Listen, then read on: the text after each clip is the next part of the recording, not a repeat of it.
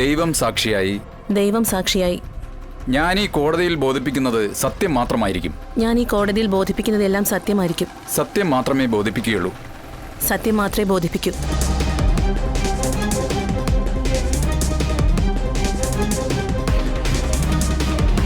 മധുശ്രീ അല്ലേ? അതെ. പ്രതിക്കൂടി നിൽക്കുന്ന ആളെ അറിയോ? അറിയും. എങ്ങനെ അറിയും? ഫാമിലിയുമായി അടുത്ത ബന്ധമുണ്ട്. റിലേറ്റീവാ. അത്രേ ഉള്ളൂ? ആ ഒരു ബന്ധം മാത്രമേ നിങ്ങൾ തമ്മിലുള്ളൂ?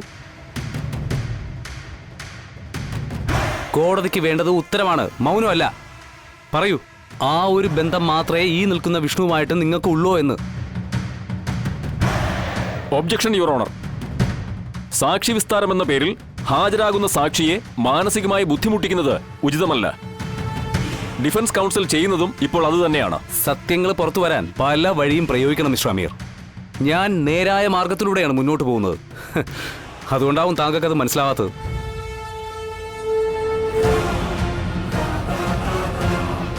ബഹുമാനപ്പെട്ട കോടതിയുടെ അറിവിലേക്കായി ഞാൻ മറ്റൊരു കാര്യം കൂടി സൂചിപ്പിക്കുകയാണ്. വിഷ്ണുവിനെ മധുശ്രീ ഇഷ്ടപ്പെട്ടിരുന്നതും വിവാഹം കഴിക്കാനിരുന്നതുമാണ്. വിഷ്ണുവിനെ ശാലിനി വിവാഹം കഴിച്ചതുകൊണ്ട് മാത്രമാണ് തന്റെ ഇഷ്ടം ഉള്ളിൽ ഒതുക്കിക്കൊണ്ട് ഇപ്പോഴും അവിവാഹിതയായിട്ട് മധുശ്രീ തുടരുന്നത്. അതിന്റെ ഒരു ചുരുക്ക് വിഷ്ണുവിനോട് മധുശ്രീക്കുണ്ട്.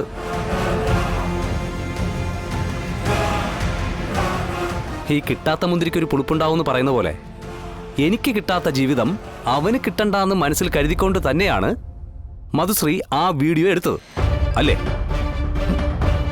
ഞാനല്ല ആ വീഡിയോ എടുത്തത്. യുവർ ഓണർ, ആ വീഡിയോ എടുത്തത് മധുശ്രീ തന്നെയാണ്.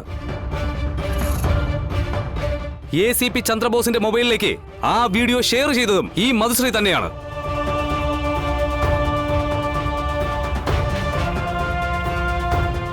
പിന്നെ കാർത്തിക കല്യാണ ദിവസം അണിഞ്ഞിരുന്ന ബ്രേസ്ലെറ്റ്, അത് കിട്ടിയതും മധുശ്രീയും ACP ചന്ദ്രബോസും കൂടി ഷെയർ ഇട്ട് നടത്തുന്ന ബിസിനസ് സ്ഥാപനത്തിൽ നിന്നാണ്.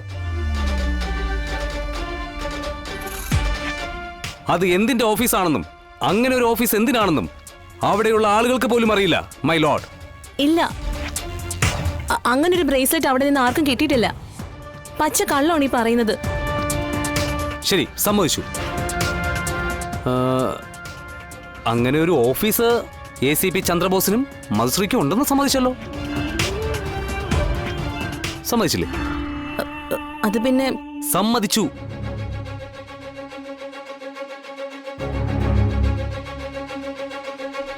അത് ബഹുമാനപ്പെട്ട കോടതിയും കേട്ടതാണ്. That's all your honour.